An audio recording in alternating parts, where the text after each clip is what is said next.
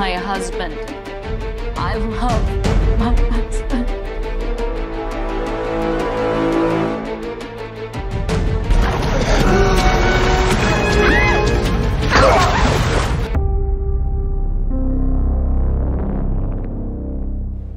Di awal film, diperlihatkan seorang wanita bersama anaknya yang sedang memancing di tepi pantai. Wanita ini bernama Libby dan anaknya bernama Matty. Lalu mereka memandang sebuah kapal bernama Morning Star, di mana kapal ini merupakan kapal yang diimpikan oleh Libby untuk berlayar. Kemudian, kita akan diperkenalkan dengan seorang pria bernama Nick yang merupakan suami Libby, yang saat itu mengadakan acara penggalangan dana untuk sebuah sekolah TK bernama Small Fry. Nick ini merupakan seorang pengusaha sukses dan kaya. Setelah pesta usai, Libby mendapat kejutan dari Nick suaminya, di mana Nick mengatakan bahwa dia telah menyewa kapal Morning Star untuk berlayar berduaan. Tentu Libby sangat senang mendengarnya, meskipun dia tahu kalau Nick sebenarnya tidak suka berlayar. Di sini, kita juga diperkenalkan dengan seorang wanita yang juga teman Libby bernama Angie, di mana Angie ini bekerja sebagai staf di sekolah TK tersebut. Dan Angie akan menjaga Matty saat Libby dan Nick berlayar. Singkat cerita, Nick dan Libby pun akhirnya berlayar menggunakan kapal Morning Star berdua. Mereka melupakan sejenak rutinitas dan mencoba mengulangi momen-momen indah mereka dahulu. Terlihat Nick dan Libby sangat menikmati liburan mereka di atas kapal. Dan tak lama, mereka melakukan aktivitas suami istri hingga malam hari. Namun beberapa saat, Libby terbangun dari tidurnya dan melihat ada banyak bercak darah yang mengotori tangan dan pakaiannya, sedangkan Nick tidak ada bersamanya. Nick? Seketika Libby panik dan keluar kamar untuk mencari Nick. Libby semakin ketakutan ketika melihat bercak darah di mana-mana. Libby mengikuti jejak darah ke bagian atas kapal, namun lagi-lagi dia tidak menemukan Nick suaminya dan malah menemukan pisau di lantai. Libby pun mengambil pisau itu, lalu tiba-tiba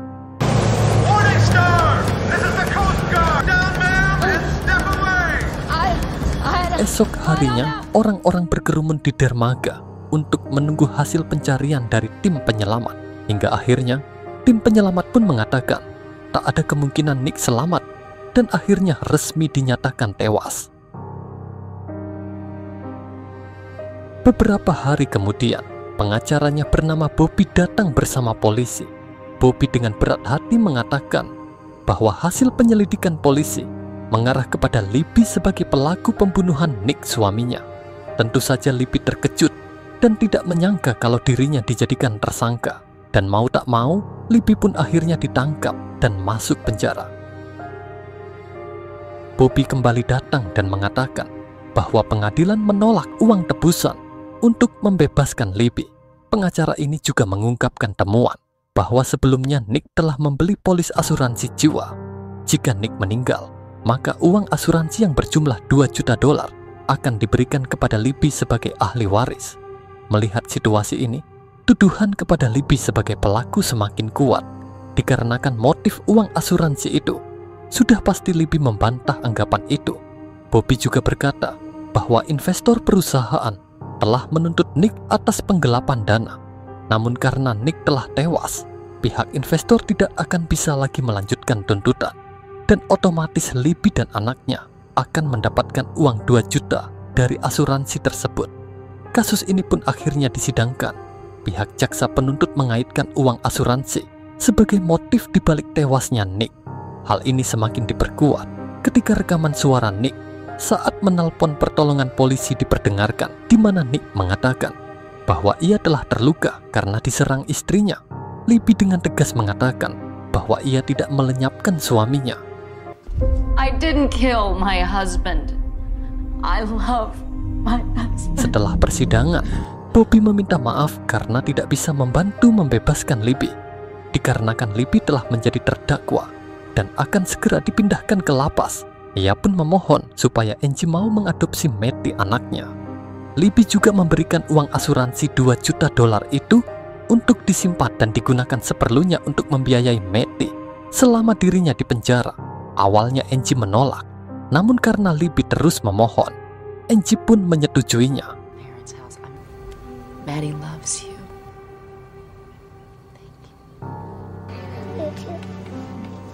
Saat ini Libby telah masuk ke lapas. Kehadirannya disambut oleh 2 orang wanita sesama napi. Sebut saja namanya Rose dan Linda.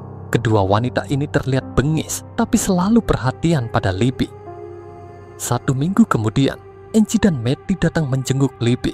Namun setelah berminggu-minggu, Angie tak pernah datang lagi menjenguknya. Dan saat Libby menelpon, Angie tidak pernah menjawab. Tentu Libby dibuat kebingungan dan panik karena sudah lama ia tidak berjumpa dengan anaknya. Rose dan Linda yang mengetahui kondisi Libby kemudian memberi saran kalau Libby harus melacaknya. Kemudian Libby menelpon petugas sekolah Small Fry dan berpura-pura sebagai Angie untuk memastikan apakah nomor telepon dan alamatnya sudah sesuai di dokumen sekolah. Karena sampai saat ini dia belum mendapat tunjangan. Karena si petugas menganggap itu adalah Angie, dia pun membacakan alamat dan nomor telepon Angie saat ini. Seketika, Libby pun mencatat nomornya. Setelah itu, Libby langsung menghubungi nomor tersebut. Mengetahui yang menelpon itu adalah Libby, Angie pun terkejut.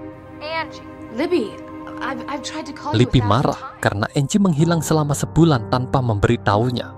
Sontak saja Angie langsung gelagapan dan panik.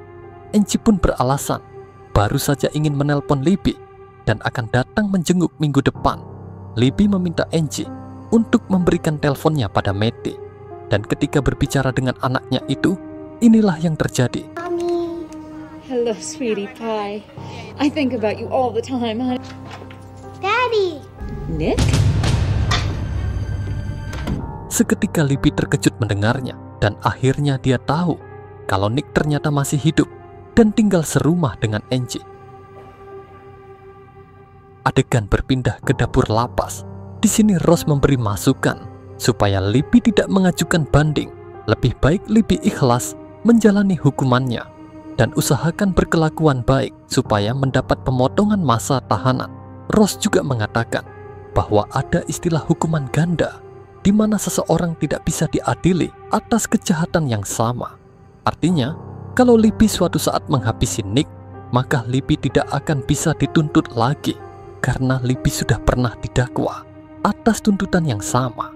Apalagi secara hukum, Nick telah resmi dinyatakan tewas sebelumnya. Setelah menjalani 6 tahun masa tahanan, Libby pun akhirnya bebas. Selanjutnya ia terlihat berjalan menuju sebuah gedung asrama dan menemui seorang pria bernama Lehman. Lehman ini merupakan pegawai yang menangani tahanan bebas bersyarat. Ternyata Libby bebas bersyarat dan akan menjalani masa percobaan dan tinggal sementara di asrama ini. Namun kalau Libby kembali melanggar hukum, maka ia akan dikembalikan ke lapas. Libby diberikan kartu jaminan sosial supaya ia bisa hidup normal sebagai warga negara pada umumnya. Suatu malam, Lehman terlihat memberikan hukuman kepada salah satu napi yang melanggar aturan dan mengancam akan mengembalikannya ke lapas. Dan dia memberikan peringatan kepada napi lain supaya tidak melakukan hal yang sama. This house, baby, this is the last chance house. You try to understand that? Namun bukannya menuruti aturan, Libby malah nekat melarikan diri dan saat ini ia sedang di kapal untuk menyeberang ke kampung halamannya. Di sana ia menemui Rebecca yang merupakan kepala sekolah Small Fry. Libby meminta tolong supaya Rebecca mau membantu memberikan nomor jaminan sosial milik Angie untuk melacak di mana alamat Angie yang baru karena dirinya begitu merindukan anaknya. Namun Rebecca mengatakan bahwa ia tidak bisa memberikannya karena menurutnya Maddie sudah 6 tahun hidup tenang bersama Angie dan kedatangannya akan memperburuk situasi karena Libby berstatus narapidana. Meskipun terus memohon, Rebecca tetap menolak memberikannya. Sementara Lehman akhirnya mengetahui kalau Libby telah melarikan diri dari asrama. Kembali ke Libby yang tidak menyerah, malam harinya dia nekat masuk ke dalam kantor sekolah untuk mencari berkas lama Angie. Tak lama, beberapa orang polisi datang karena telah mengetahui keberadaan Libby di sana. Libby yang mulai panik terus mencari, hingga akhirnya dia berhasil mendapatkan nomor itu. Polisi sempat memergokinya, namun Libby berhasil melarikan diri.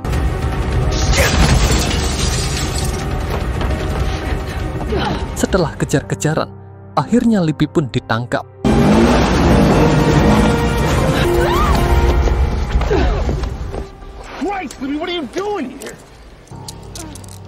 Keesokan harinya, Lehman mendatangi kantor polisi setempat untuk membawa Libby kembali ke asrama.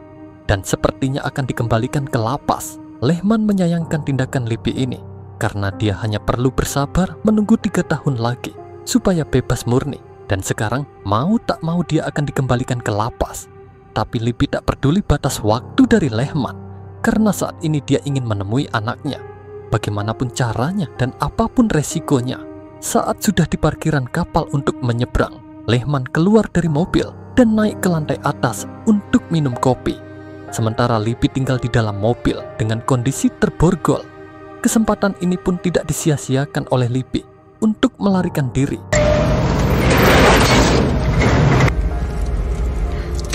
Aksi Libby ini pun akhirnya diketahui Lehman. Dia langsung turun menuju parkiran mobil. Dan inilah yang terjadi.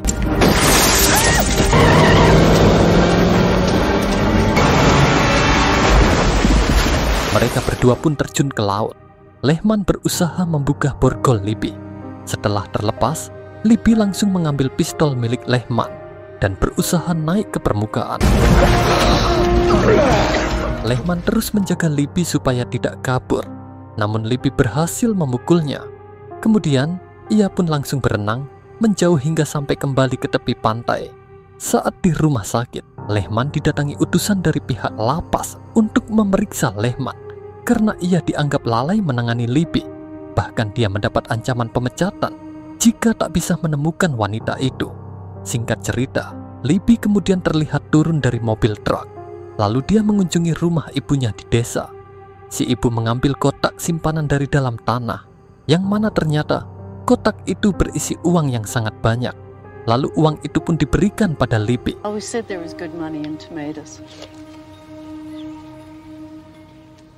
Libby pun berangkat memulai misinya mencari alamat Angie dengan menaiki sebuah mobil tua milik orang tuanya. Kemudian Libby mampir ke dealer mobil dengan berpura-pura ingin membeli. Ia kemudian meminta petugas untuk memeriksa datanya, apakah layak diberikan kredit dengan memberikan nomor jaminan sosial milik Angie. Sudah pasti tujuannya supaya dia bisa mengetahui alamat terbaru Angie. Setelah mengetahui alamatnya, Libby pun langsung pergi. Di saat yang sama, Lehman telah mengetahui pergerakan Libby. Lalu ia meminta bantuan rekannya untuk memeriksa nomor jaminan sosial milik Angie. Akhirnya Libby pun sampai di alamat Angie. Libby mendatangi rumah yang tertera di alamat. Namun yang keluar bukanlah Angie, melainkan orang lain. Libby pun langsung menanyakan di mana Angie. Pemilik rumah itu mengatakan bahwa dia adalah penghuni baru dan tidak tahu tentang wanita bernama Angie.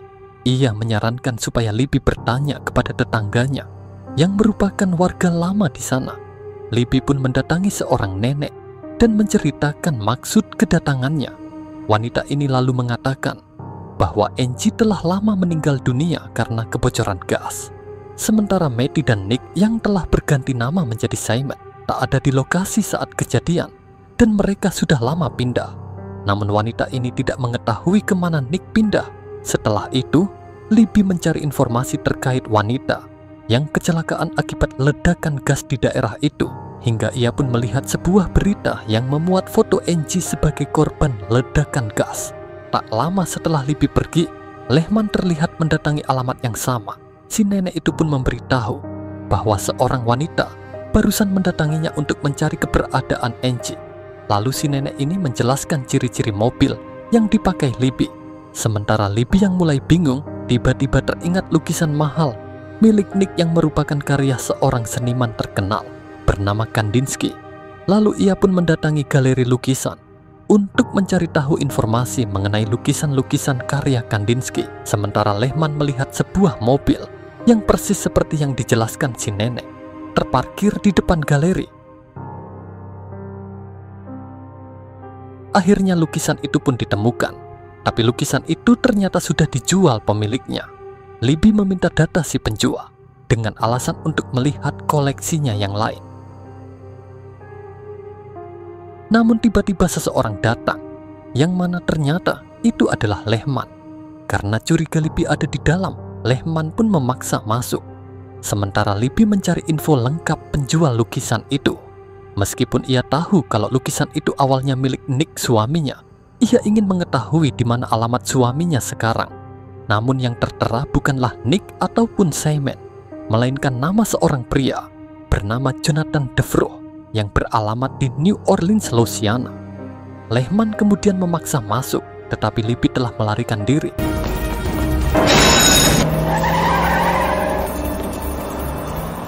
Libby pun langsung terbang ke New Orleans dan akhirnya menemukan alamat Nick yang berlokasi di sebuah hotel mewah. Libby mengatakan pada karyawan hotel kalau dirinya ingin menemui Jonathan, namun si karyawan ini mengatakan bahwa Pak Jonathan tidak ada di tempat dan akan kembali saat mengadakan pesta nanti malam. Di tempat terpisah, Lehman mendatangi Polres New Orleans. Dia memperkenalkan diri sebagai petugas lapas di Washington dan saat ini sedang mengejar narapidana seorang wanita bernama Libby dan menunjukkan fotonya. Lehman memberitahu bahwa Libby akan menghabisi seseorang di New Orleans. Mendengar hal itu, petugas yang bernama Jim itu pun langsung mengerahkan anak buahnya.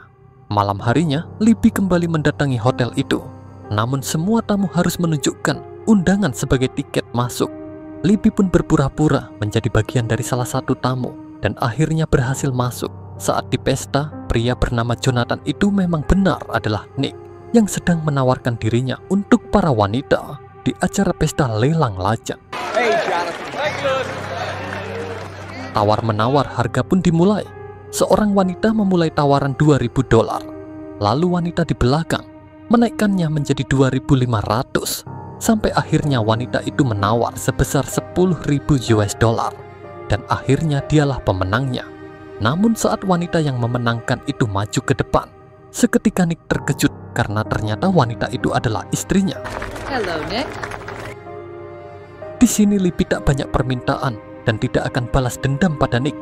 Dia hanya meminta supaya Nick menyerahkan Matty padanya dan silahkan untuk melanjutkan permainan gilanya.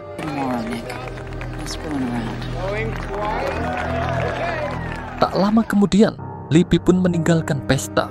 Dan di saat yang sama, Lehman terlihat mendatangi pesta itu, lalu menemui Nick yang dia tahu bernama Jonathan.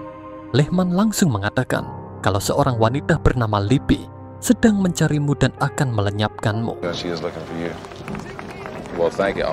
Dan saat ini Libby tengah berada di sebuah bar, dan si pemilik bar mengetahui kalau Libby adalah wanita yang lagi dicari-cari di seluruh kota. Kemudian dia memberikan payung dan menyuruhnya pergi karena beberapa polisi terlihat datang untuk melakukan pemeriksaan. Seorang polisi patroli sempat melihat Libby di keramaian dan langsung melaporkannya ke kantor. Lehman dan si kepala polisi datang ke lokasi untuk menangkap. Namun Libby lagi-lagi berhasil menghilang melarikan diri. Keesokan harinya Libby menelpon Nick dan memintanya untuk menyerahkan Matty di lokasi pemakaman supaya jauh dari pantauan polisi. Singkatnya, Nick dan Libby bertemu. Where's Maddie? Relax. He was nervous. Dan Nick langsung mengarahkan Libby untuk menemui Matty. Namun ketika Libby mendatanginya, anak itu malah menjauh. Libby pun mengejarnya. Akan tetapi anak itu kembali pergi menjauhi dirinya. Maddie? Maddie, it's Mommy.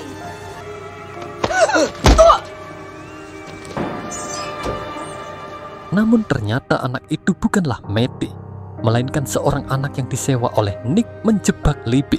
Di sisi lain, Lehman menelpon rekannya untuk meminta Korlantas Washington memberikan foto SIM atas nama Nicholas Parsons. Setelah itu, Libby terbangun dari pingsannya dan menyadari kalau dirinya ada di dalam peti mayat.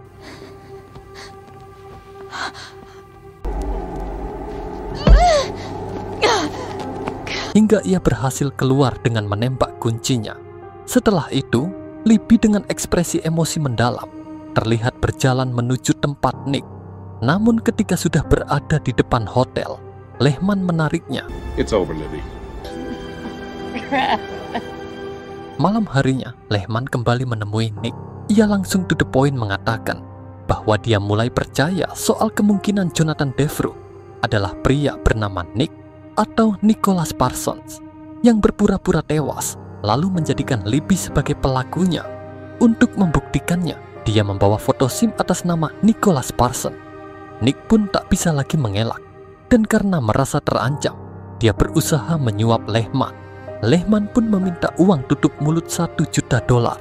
Setelah sepakat untuk menutup masalah ini, Lehman kemudian mengatakan kalau Libby akan menjadi penghalang karena dia akan terus memburu Nick. Lalu Nick mengatakan tidak perlu khawatir karena dia telah melenyapkan wanita itu. Namun seketika Libby pun muncul. You're not very good at keeping promises, Nick.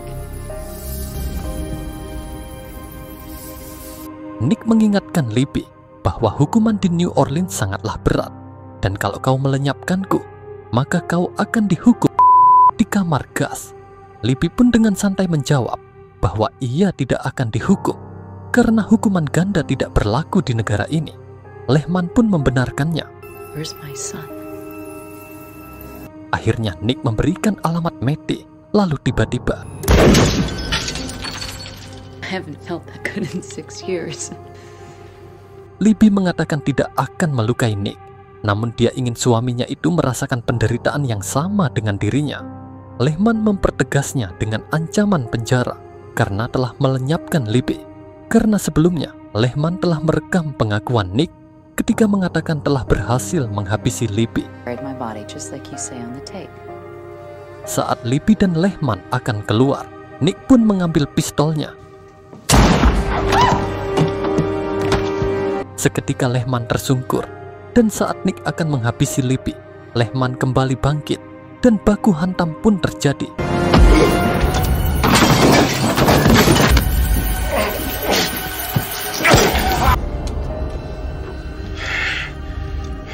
Hingga akhirnya Libby berhasil menghabisi Nick suaminya, yang sampai hati menjebaknya sebagai pelaku yang melenyapkannya, dan telah berselingkuh dengan Angie. Di akhir film, Libby pergi ke sekolah Matty ditemani oleh Lehman, dan akhirnya wanita ini kembali bertemu dengan anaknya setelah 6 tahun terpisah, dan film pun berakhir.